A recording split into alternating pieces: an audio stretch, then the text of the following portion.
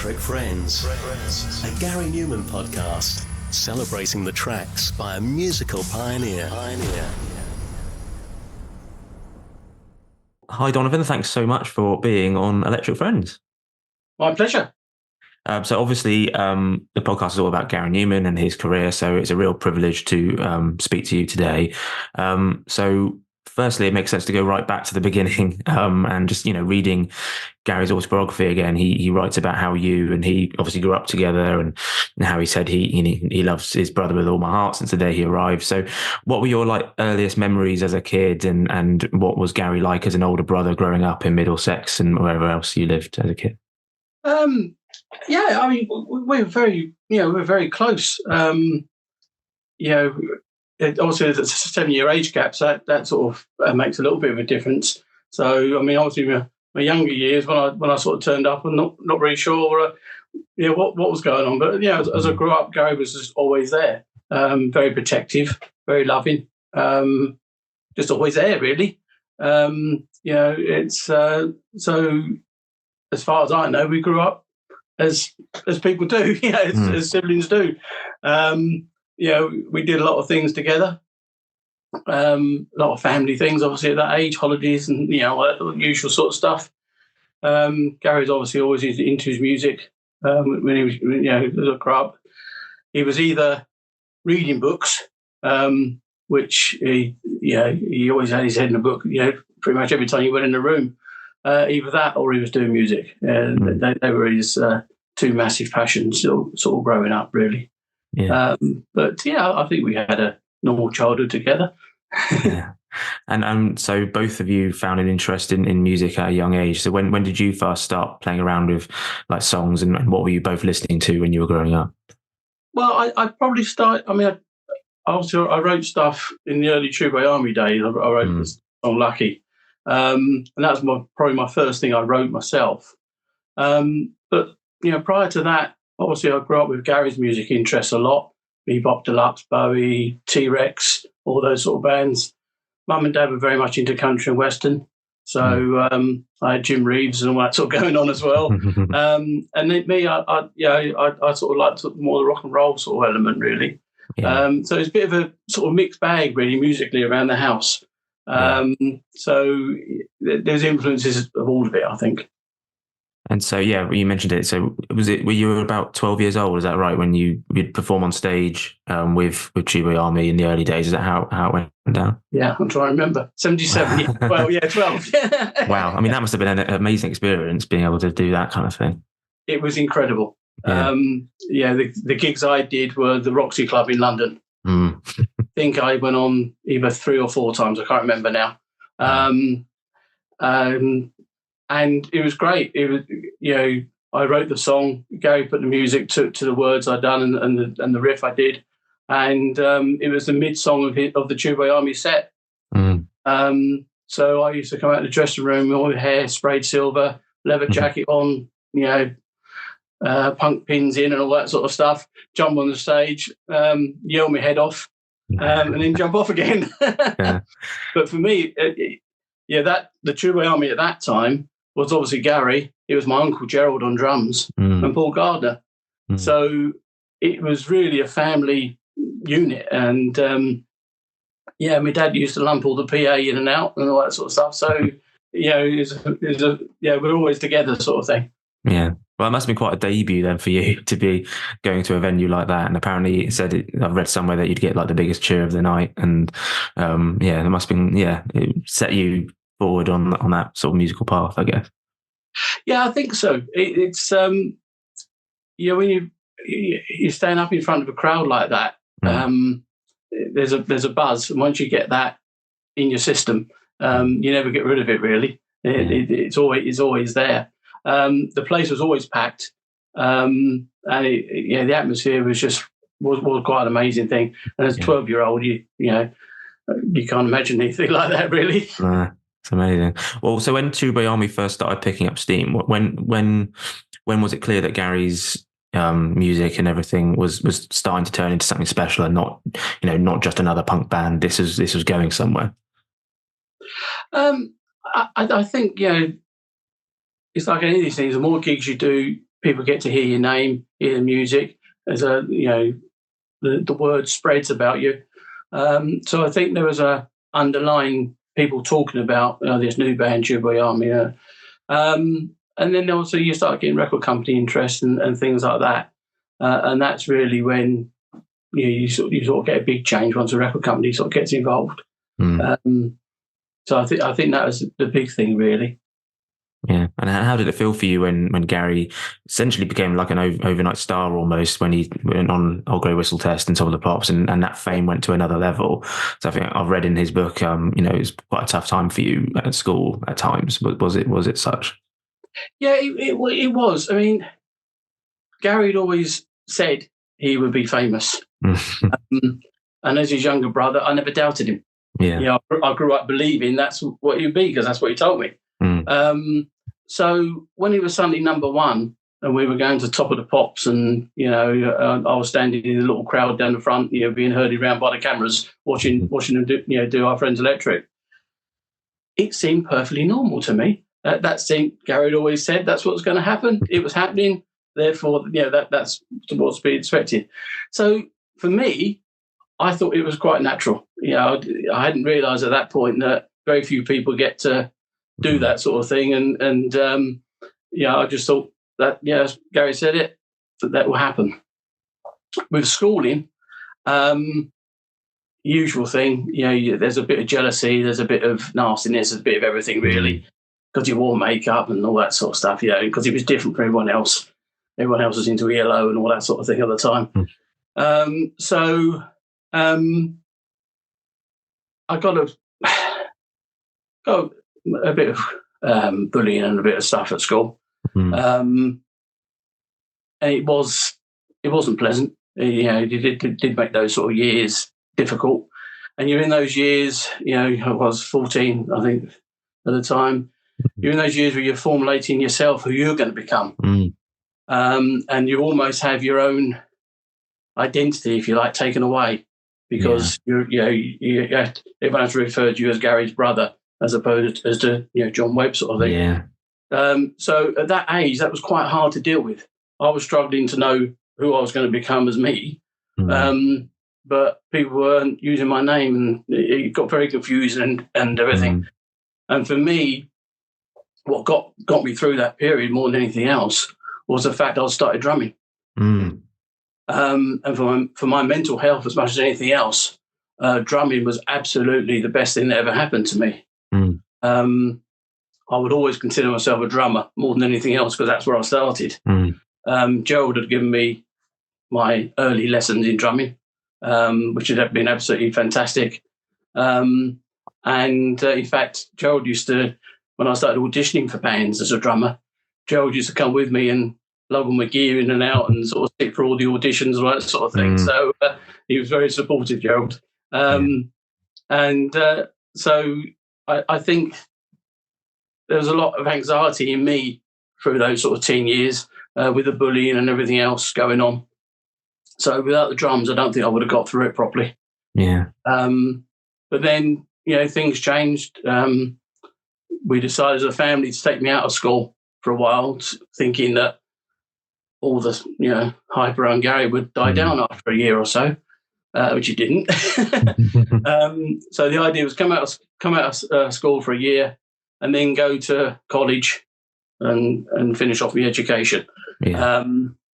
But other things got in the way between that happening, really. So I did come out of school for a year. I worked within the family company and all that sort of thing. And then Gary was going to go on tour in 82 in America.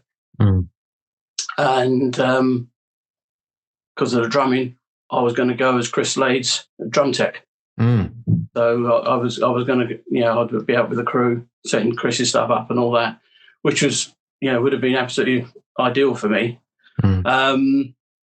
But then I'm not quite sure how it happened. Gary was a keyboard player short. I knew all the songs because I'd been there when most of them had been written. So I suddenly got elevated from drum tech to keyboard player. And I'm still not sure to this day exactly how that happened, but I'm very pleased it did.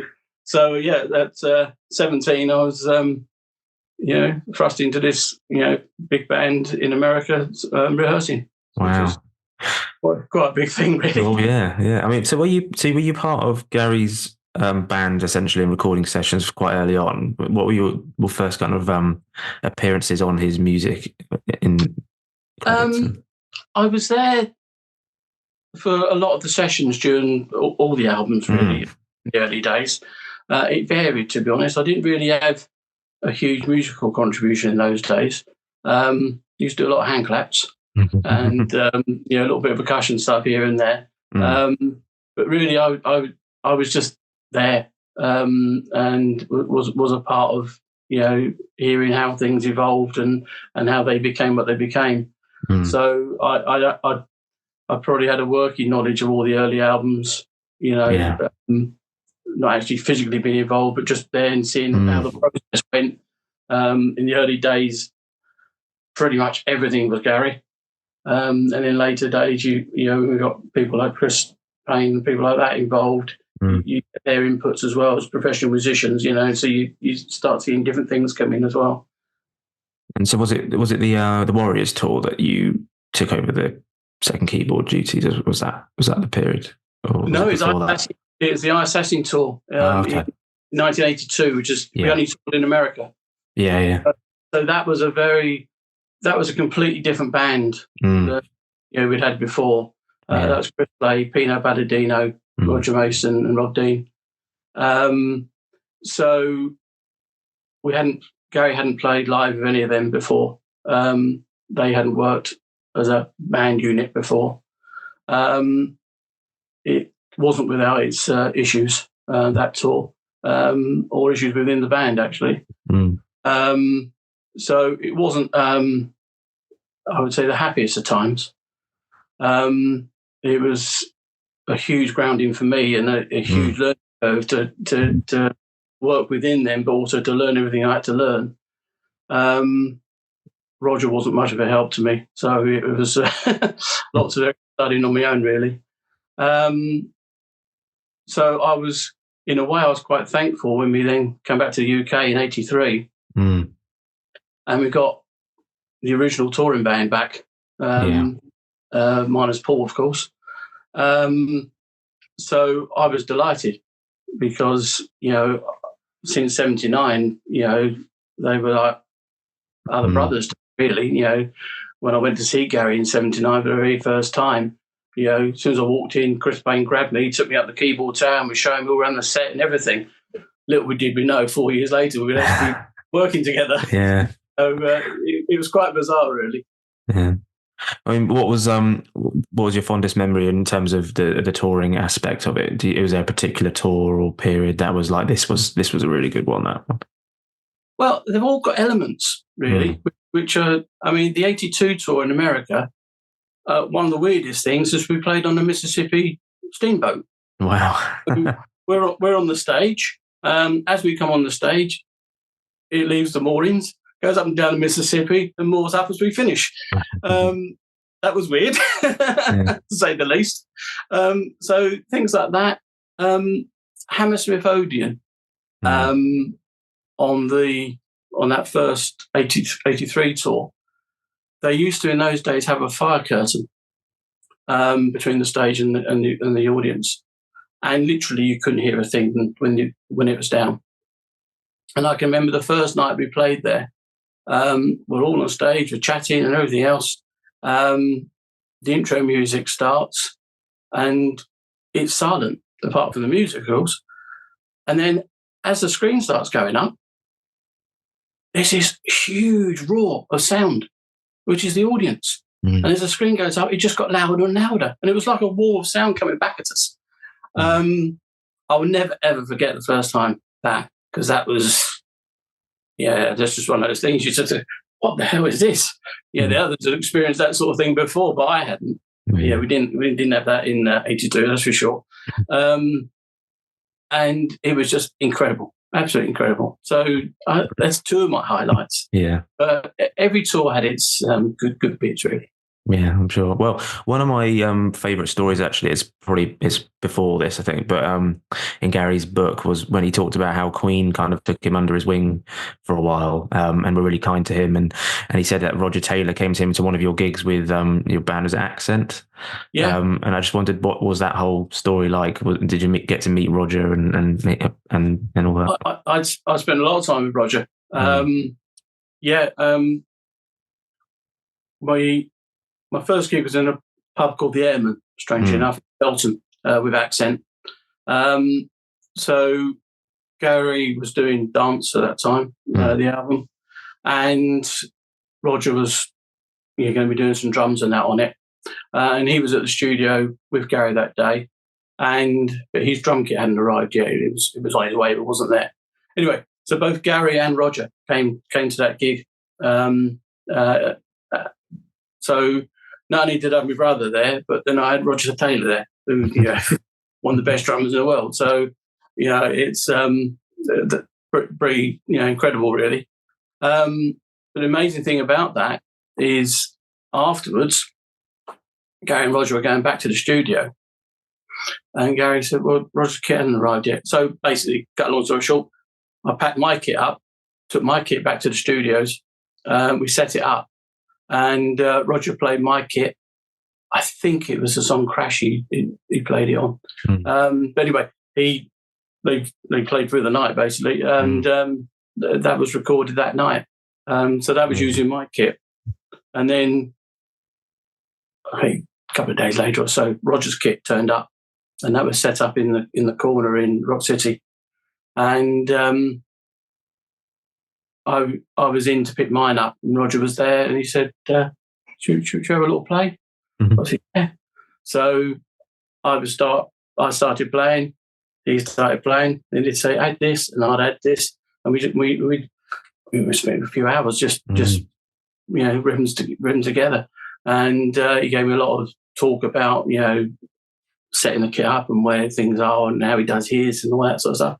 So he was always very forthcoming with information and techniques and ideas and things like that.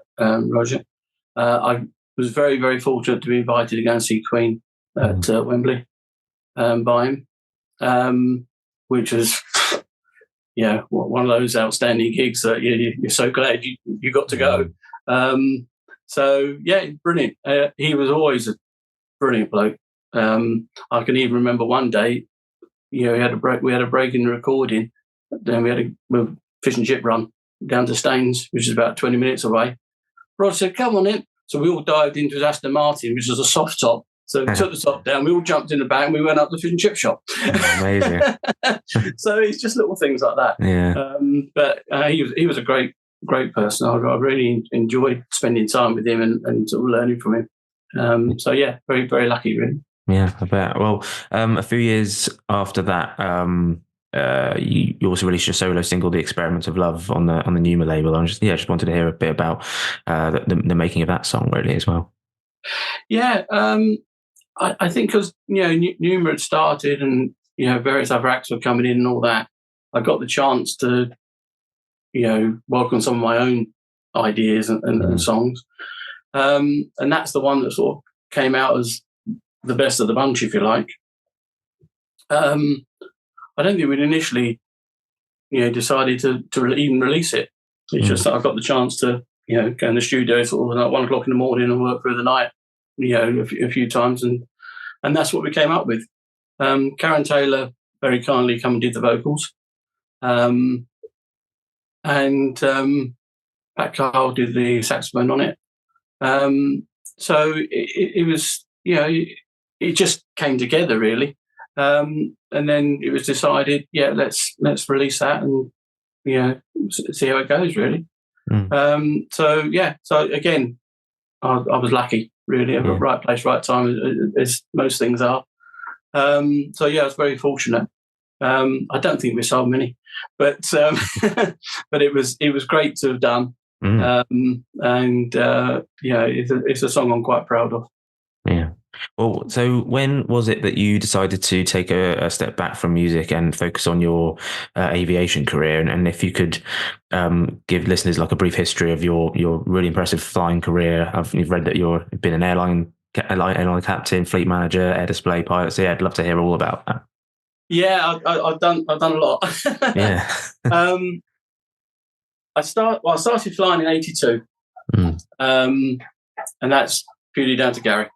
He wanted my dad to learn to fly. My dad wasn't interested, so he paid for me to learn to fly instead.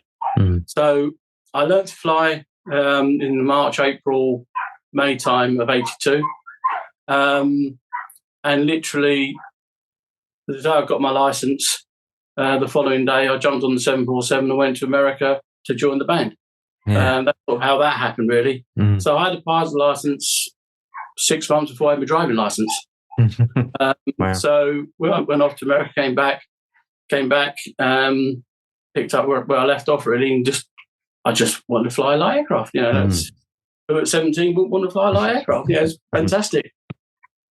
But from that, I got into some friends that were doing aerobatics and stuff, aerobatic competitions, and I thought, oh, that's quite interesting. So I sort of went in that area with flying, and then some of the guys were flying instructors, which you could do without being a commercial pilot in those days. I think the rules have changed now. And I thought, God, that's wow, being an instructor, God. Anyway, I was persuaded to give it a go by the chief flying instructor where I'd learned to fly. He said, yeah, you could do that. So I did. And I got qualified as a flying instructor. And I thought, well, what do I do with it? Now, Gary at that time was only sort of touring 2 months a year at the most. The other time when albums were being done, I could be around, but I wasn't always needed. So they offered me a job part-time. I could leave whenever I wanted to go off doing stuff with Gary. But the rest of the time I could work as a flying instructor. So most of the mid-'80s, that's what I did. I worked as a flying instructor, absolutely loved it. I had the best of both worlds. I was flying aeroplanes, most of the year round, and I was touring and playing music when I wasn't doing that. So it was the perfect period in my life, really. At the same time, I bought a Tiger Moth, 1939 Tiger Moth,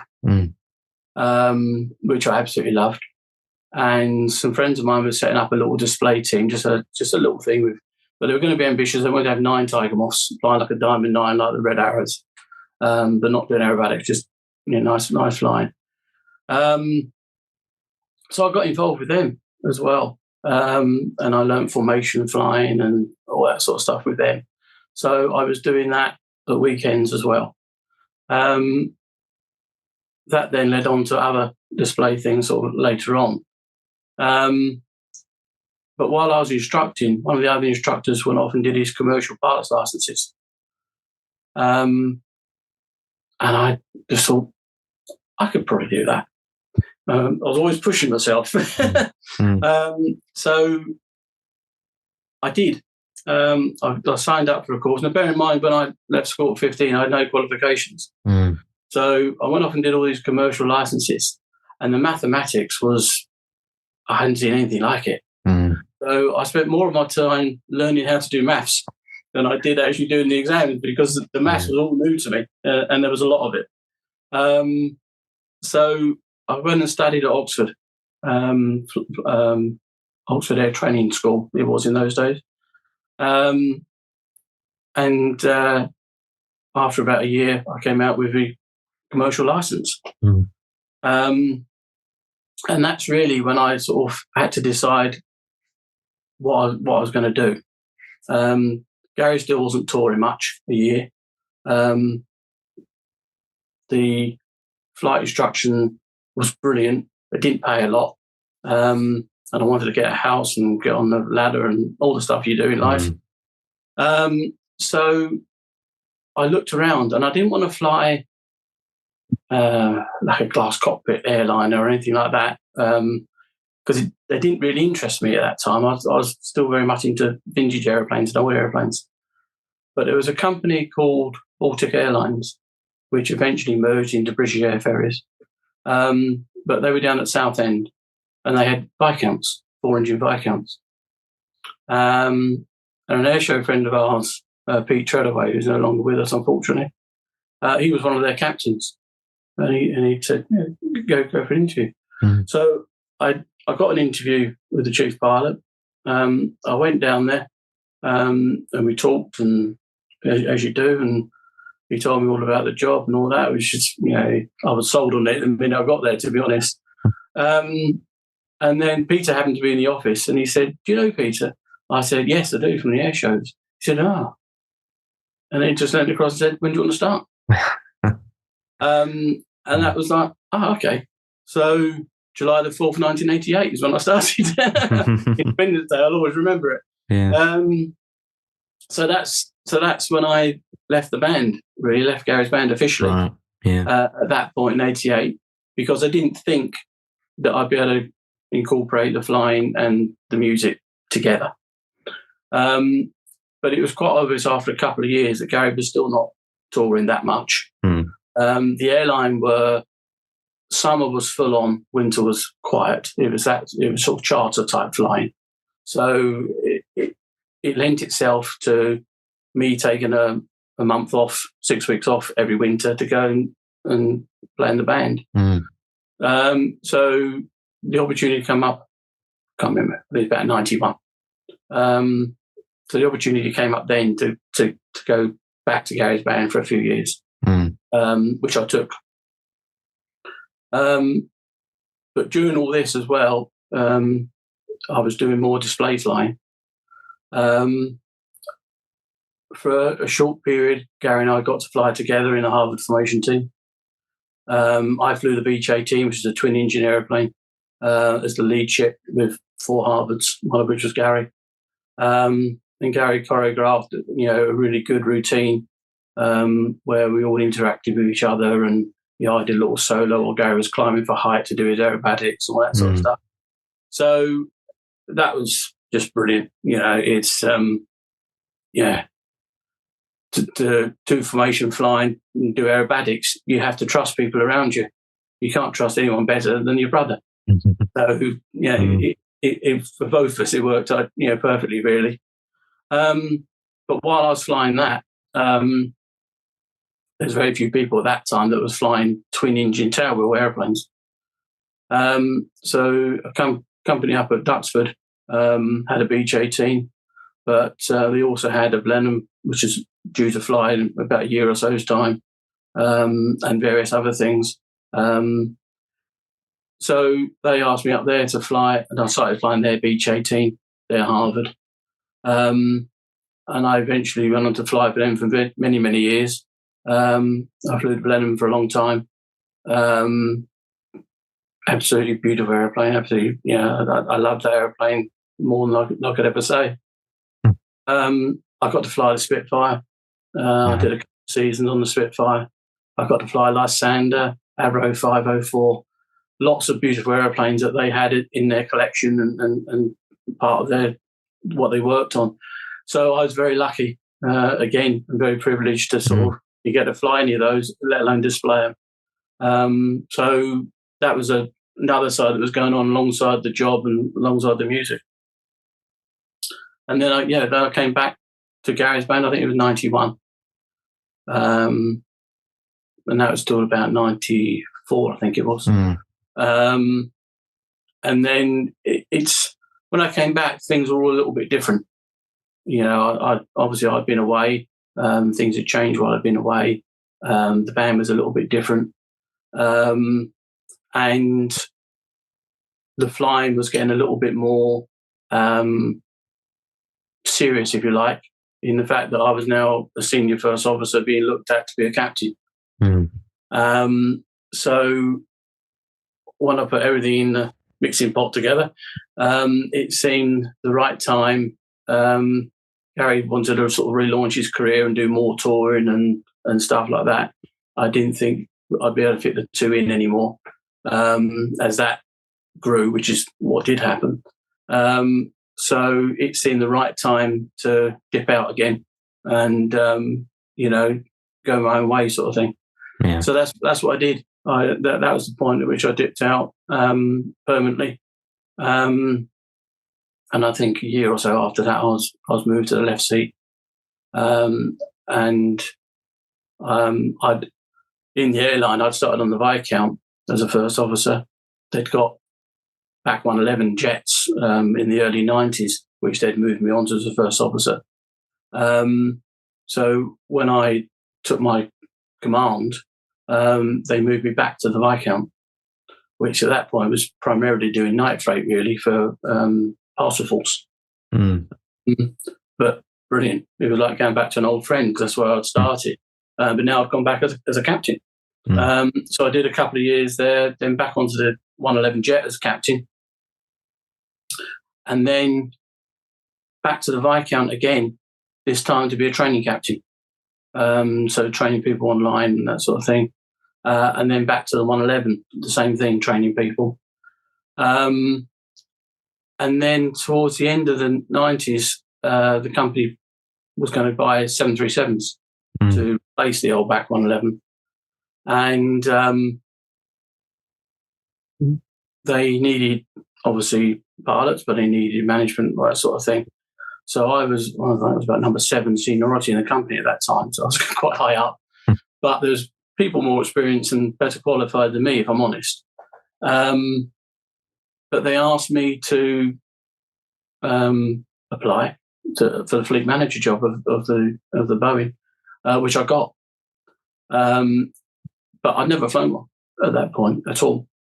So I spent the next 6 months training with British Midland, British Airways, and another company which I can't remember, all their different ways of operating the same aeroplane and their different training techniques and all that.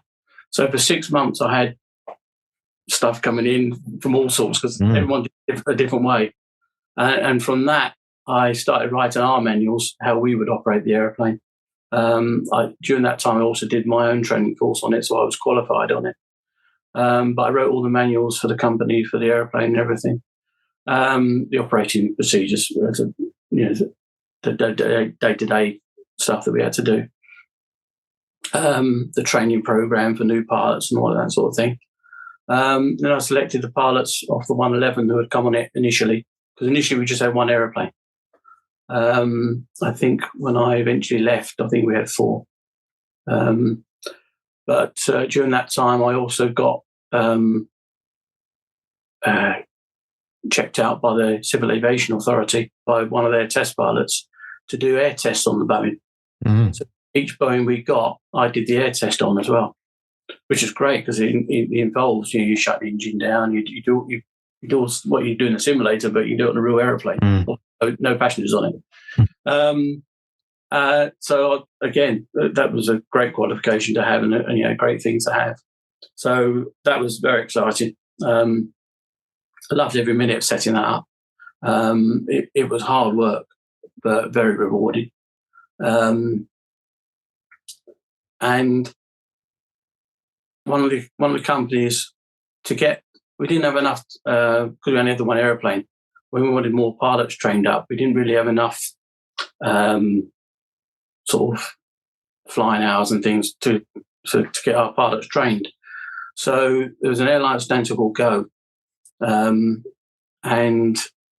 they needed pilots. So we came to a deal where they would train some of our pilots up, and they would work for them for a while until we were ready to have them back.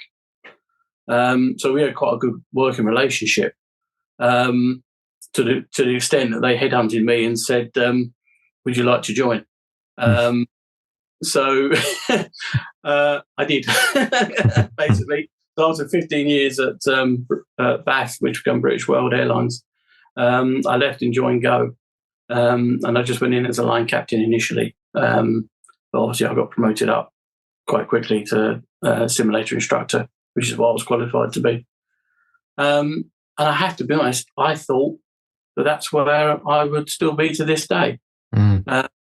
They had plans to build a simulator centre, training centre at Stansted. A few of us have been earmarked to help run that centre.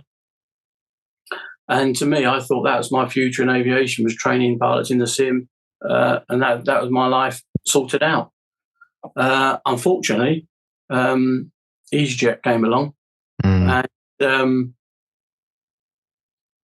sort of behind closed doors bought out Go, really. Go was financed through a sort of finance company, and EasyJet come along and paid over the top. Basically to get rid of their competition, because at that point I think only one of them could have survived. Without a doubt, Go was the better established airline, but EasyJet were a bit more clever and come out and pull the rug from under their feet. So overnight, we went from 15 aeroplanes where we were to about 30 odd, and then after that they just went on to a mad sort of expansion plan, really.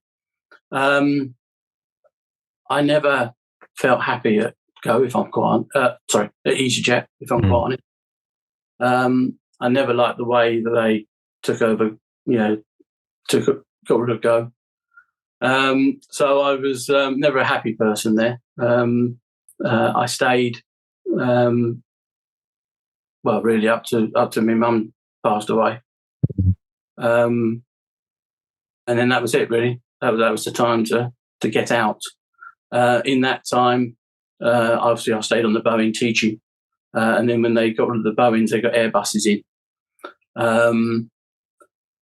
Because I was a bit anti, I didn't train on the Airbus. I just went back to being a captain, which is nothing wrong with that at all. I love it a minute, but I just didn't want to go through all the hassle again of training anymore. So I sort of took a little bit of a back step, really. But that was more because I didn't like them more than anything else. Not necessarily a good career move. Well, that was a fascinating story. I can't think of many in the early days any top ranking pilots who also in their downtime being in a proper rock band as well. So it's just it must have been an amazing time. And so when was it you decided to return to music as well and start recording under the name Donovan Silver as well? Well, music's always been there. I don't think you ever get rid of it. No. But I hadn't really sort of done anything serious or kept in practice, really. I hadn't touched the saxophone since '94. It's sat in the corner and it's collected dust for a very long time. It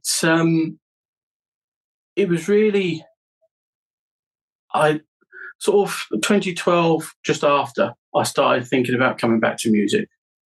And then, 2015, I got divorced, or started getting divorced, because it always takes longer than it should. 2016, my mum passed away. And that was it, really. That was sort of like, what am I doing everything for? Why am I doing the job I do to make a nice life for people, and now they've gone? Plus my mum was just best friend. So I started to think, right, what do I want to get out of it? So really, that's when I started to really come back to music properly. Partly a way of dealing with my mum, really. And I know she would have been, sort of quite delighted. But it's started a little bit as a therapy, I suppose, in a way. But continued. The Silver, to explain the name, because not everyone understands the name, I don't think. Silver was when I used to do the Tubeway Army things. I called myself Johnny Silver. Yeah. Because Mum used to spray my hair silver. So that's why I took Silver back as part of the new name. And then Donovan is the name I was born with. So, before I was adopted, that was my name, Donovan Webb. So I wanted to go back to that, because that's the core. That's who I am. So that's how the name came about. So Donovan Silver was sort of born at that point, really. And I spent time, starting to write music and starting to work out ideas and trying to find a direction I wanted to take the music in, because I didn't really know what music I wanted to do. I knew it'd be electronic and and sequencers and stuff, but I didn't know what style I wanted it to be. So there was a lot of sort of trying to find what I thought was where I wanted to be and what I was going to do. So I did 5 EPs initially, sort of one a year from sort of 2018. They really were me trying to find myself and my sound, if you like, and whether I was going to do singing or not singing. Yeah, better off not singing, I think was the decision. And they really led me to Alpha. And I think Alpha that's my sound. That Alpha is musically what I'm most proud of. And without a doubt is, that's where I want to be. The next album will be slightly different again, but Alpha is for me the best. If you want to say to someone, what's your music? That's the album. Any song off there, I'd play to someone and say, that's what I do. Yeah, and I think Alpha in particular is it's beautiful electronica, and I'll play a clip in the show. But for those who might not have heard your music yet, how would you describe it to newcomers? Oh, that's difficult, isn't it? Sorry, I put you on the spot. No, it's difficult to describe, isn't it? I would say it doesn't sound like anybody else. But someone listening to it might say, oh, yeah, there's a bit of this or there's a bit of that. Yeah. There will be a bit of all sorts in there. There's probably a bit of Kraftwerk in there, probably a bit of Depeche Mode, there's probably a bit of Gary in there somewhere. There's influences from everywhere that I've listened to music, over me 50-odd years. So to say a definite sound is quite difficult, I think. One of my great influences is Tangerine Dream. It's so if anyone was to ever compare me to them, I'd be more than happy. I don't think, having been to see them recently, I don't think my music sounds anything like theirs. But there's an influence there. It's I don't know. It's sort of electronic music to listen to, I suppose. Yeah. Well, and also the artworks are always really striking, particularly on Alpha. I just wondered, is there a story in your head going along with all this, or is how would you go about writing different tracks? Well, with Alpha, each track has got its own story, if you like. So rather than the album having a complete story, the cover of Alpha, which is like a sort of city on a planet far, far away, as they say. That is, well, you can see it's on the wall behind me. That was there all the time I was writing the album. So that was always the daily inspiration was that picture. So that is the idea for the whole album. But then each song on it, I had a separate picture which I put up on the computer screen next to me when I was working. And that's what I would use to fill that song. So like when I was writing Mercury, I had pictures of Mercury up, the planet, and I tried to imagine what it was like, going across that planet, what a journey across it would be like, that sort of thing. So each song I tried to do a musical story to it, if you like. And so that... Sure, yeah. You've obviously found the whole experience as a form of therapy in a way. So how have you found performing live again? Has that been a completely another element to the experience?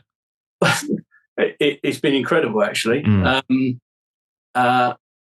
Last year, I live in Whitby, up in North Yorkshire, and we have a new little electronic club called Wavelength, which is like experimental electronic music. And it only started early last year. And Chris Whitehead, who's one of the organisers, contacted me and said, would this be something you'd be interested in playing at?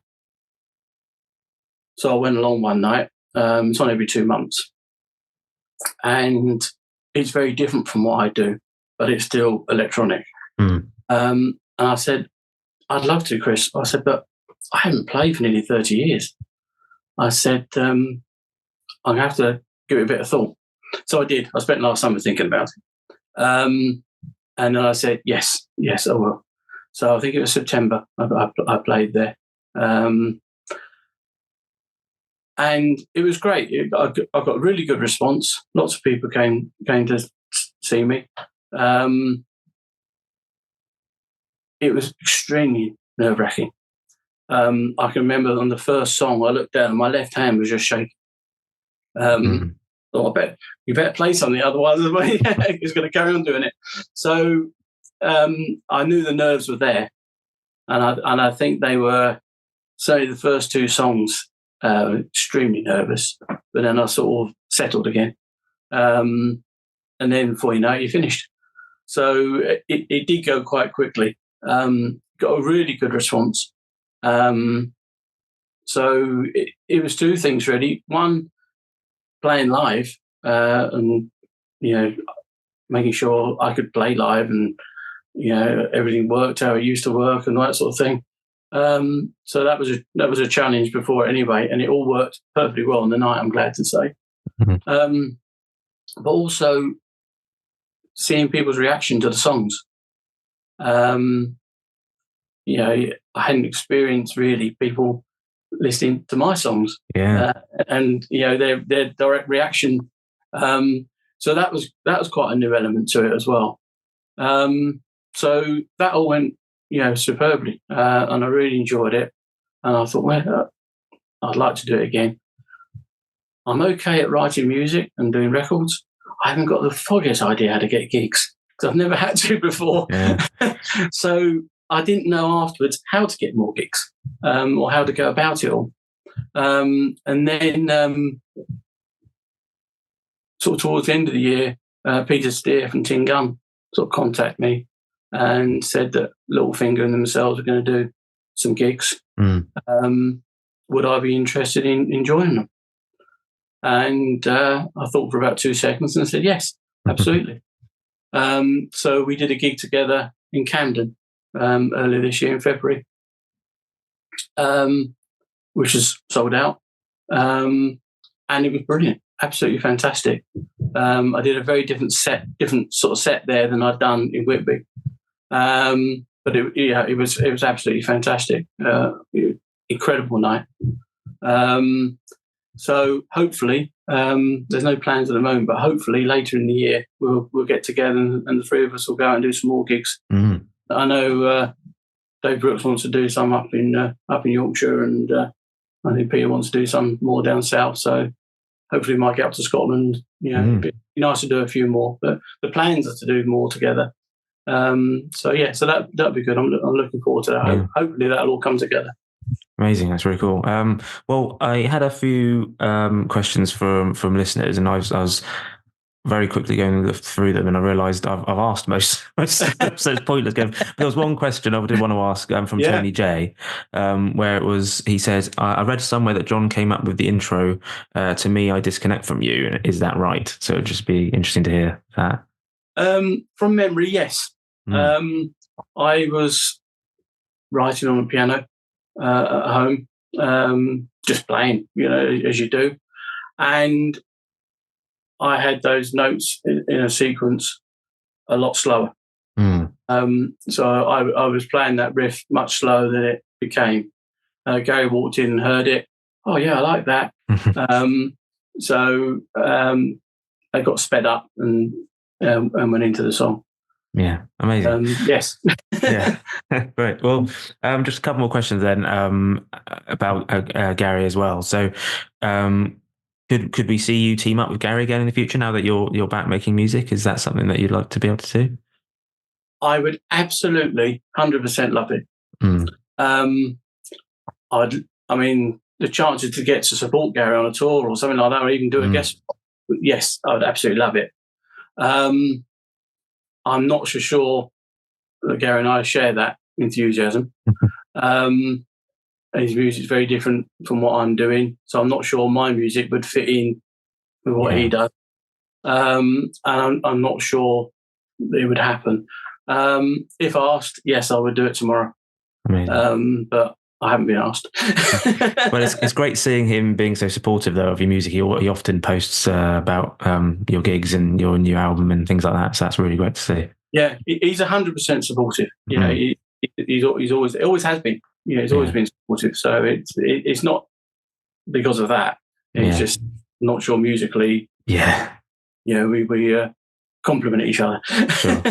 And just how has it been following Gary's career over the years? Because particularly, as you say, you left the band in 94. So seeing that was kind of the exact year, I guess, that he changed his style and he's had that career upturn, which is still going on today. So how has it felt looking on and seeing him flourish again and going to places like Wembley and all this kind of thing?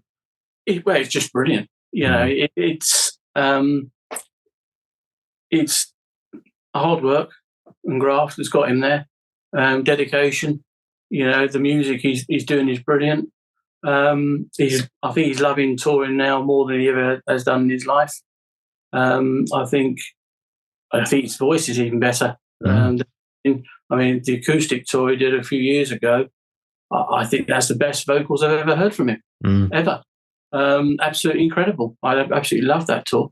But everything he's done, you know, it's, you know, the new direction. It took a few years to get it how he wanted it and get it to gel and, you know, and play around with it. But now, you know, he's getting the results that he deserves with it. He's had some, you know, wonderful reaction. You know, for once the press have been nice to him, which is a rarity. You know, lots of bands are now sort of admitting that he was their inspiration and stuff when they were younger. So I think he's getting the rewards he deserves. And now Raven's making music as well, so the family link is still going, which is great to see. Yes, I mean Raven's new single is just absolutely fantastic. You know, a video, just everything about it is just absolutely brilliant, and it's her. You know, and that's how she is.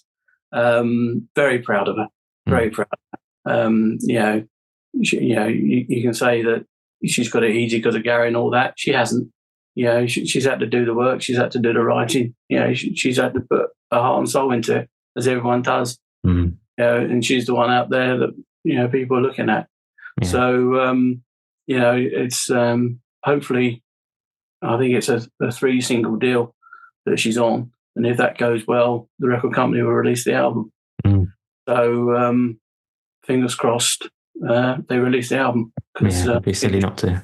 Yeah, I think so. I mean, the first single has just been phenomenal, and the next two just as good, if not better. So yes, if BMG are listening, release the album.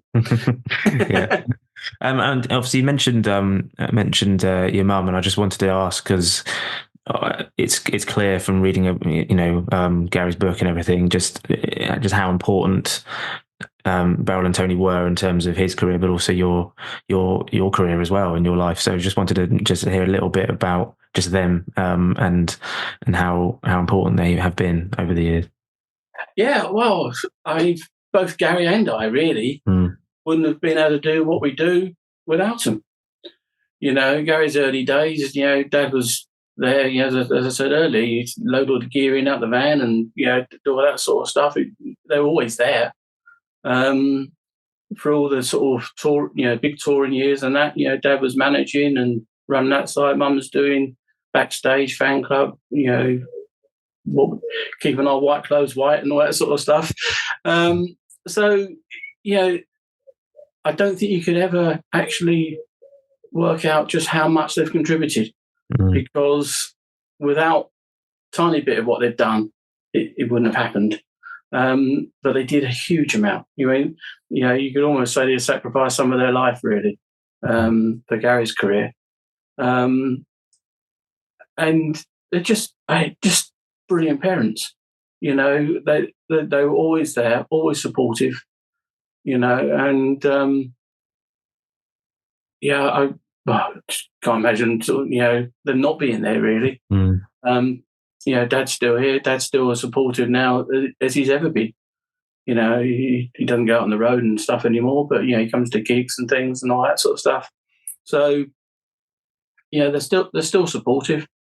And we couldn't have done what we've done. But not just music, but even the flying and other things that Gary and I have done over the years. Mum and Dad have always been sort of instrumental or part of it. It's never been it was always Mum's idea. With the touring that we were always together. That was Mum was sort of behind that. To keep the family together, sort of thing. Nice. Well, thank you for that. And just finally, then, what are your next plans music-wise? Do you already have like a new album in mind? Is that what the next plan is? Yes, I mean, hopefully some more gigs, later this year and next year, hopefully. But I've started writing what will be the next album. Got about 5 songs, sort of demo written, sort of thing, so half written. So I'm just working on ideas for that. Really, it'll be a bit different from Alpha. There'll be a little bit more sort of spoken word and stuff in it, and a bit more storytelling, that sort of thing. But it'd be the same sort of vein, but just taking it a little bit different. And they're probably some of the songs will probably be a bit sort of shorter and more punchier, more because I'm thinking of playing them live, really. So it's more sort of like live type of songs rather than album. Awesome. Well, thanks so much for all of that, Donovan. It was awesome talking to you and just hearing about your story. And thank you for being on Electric Friends. My pleasure. Thank you very much.